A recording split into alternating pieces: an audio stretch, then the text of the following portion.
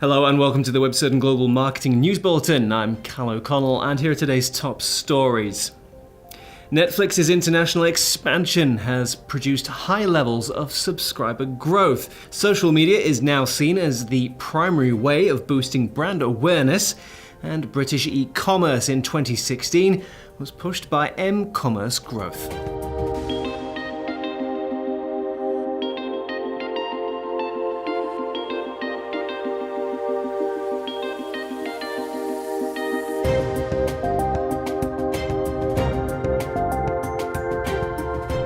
Netflix has seen an impressive increase in global subscriptions after investing heavily in new markets.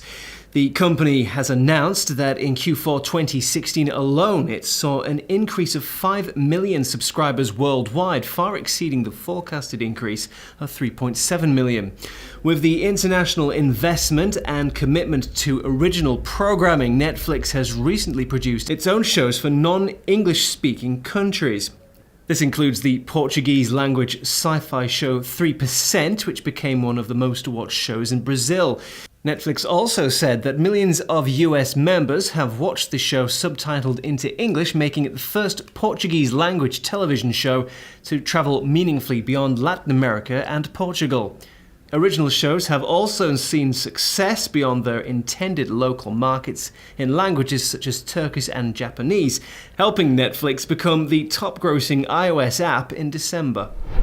A study by PR Daily has shown that social media is now seen as the best way to increase brand awareness.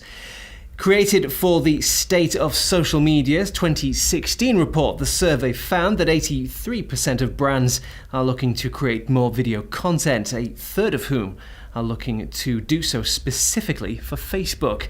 It was also found that 85% of businesses use social media as a way of boosting the awareness of their brand, whilst customer support was only given as a reason for being on social media by 20% of respondents. Facebook remains the leader in ad spend as well, with over 90% of brands using the platform to advertise. This compares to only a third of respondents who bought ads on Twitter in 2016.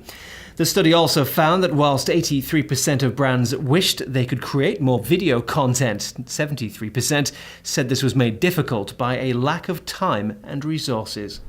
E-commerce in the UK saw good levels of growth in 2016.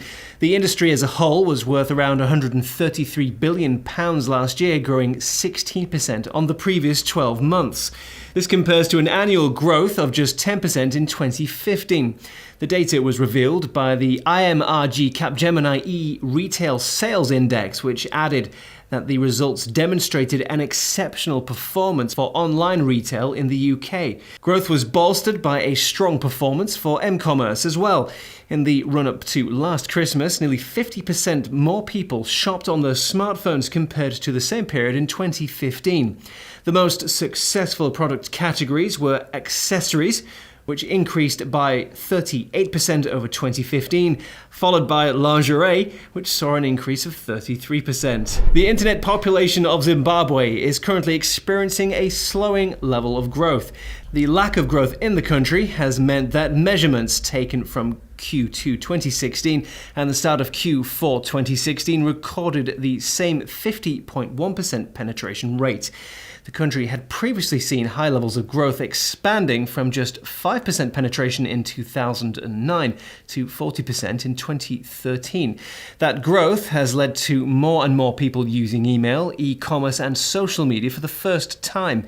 Zimbabwe's Minister of ICT has targeted broadband access for 80% of the country by 2020, but this objective is being hampered by a current economic slowdown in the country. The drop in economic growth has meant that investment in broadband services is falling, forcing the authorities to actively promote internet access once again. And finally, internet users in Indonesia have been found to be extremely driven by influencer marketing. A study from DI Marketing saw that nearly 2/3 of those online in the country used Facebook as a way of following influencers, with 71% of them purchasing an item after it was advertised by one. It It was also found that YouTube played a large part in influencer marketing, with nearly half of internet users using the video platform to follow influencers on there too.